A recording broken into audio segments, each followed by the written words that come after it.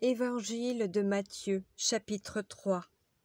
En ce temps-là parut Jean-Baptiste, prêchant dans le désert de Judée.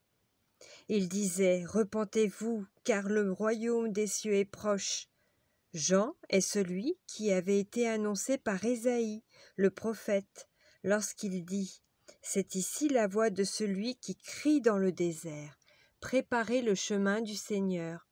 Aplanissez ses sentiers. »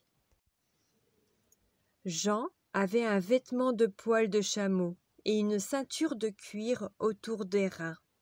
Il se nourrissait de sauterelles et de miel sauvage.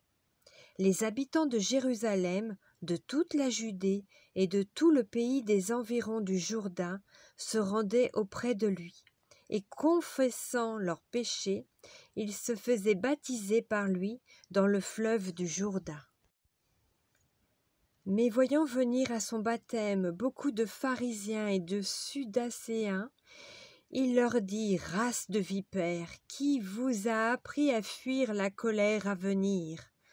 Produisez donc du fruit digne de la repentance, et ne prétendez pas dire en vous-même, nous avons Abraham pour père, car je vous déclare que de ces pierres-ci Dieu peut susciter des enfants à Abraham. »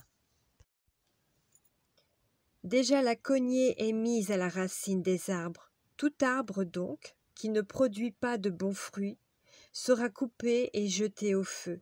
Moi je vous baptise d'eau, pour vous amener à la repentance, mais celui qui vient après moi est plus puissant que moi, et je ne suis pas digne de porter ses souliers. Lui, il vous baptisera du Saint-Esprit et de feu.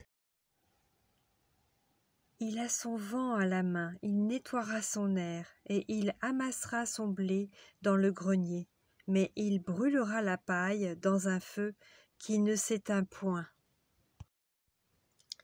Alors Jésus vint de la Galilée au Jourdain vers Jean pour être baptisé par lui. Mais Jean s'y opposait en disant, « C'est moi qui ai besoin d'être baptisé par toi, et tu viens à moi ?» Jésus lui répondit, « Laisse faire maintenant, car il est convenable que nous accomplissions ainsi tout ce qui est juste. » Et Jean ne lui résista plus. Dès que Jésus eut été baptisé, il sortit de l'eau, et voici les cieux s'ouvrirent, et il vit l'Esprit de Dieu descendre comme une colombe et venir sur lui. Et voici une voix fit entendre des cieux ces paroles. « Celui-ci est mon Fils bien-aimé, en qui j'ai mis toute mon affection. »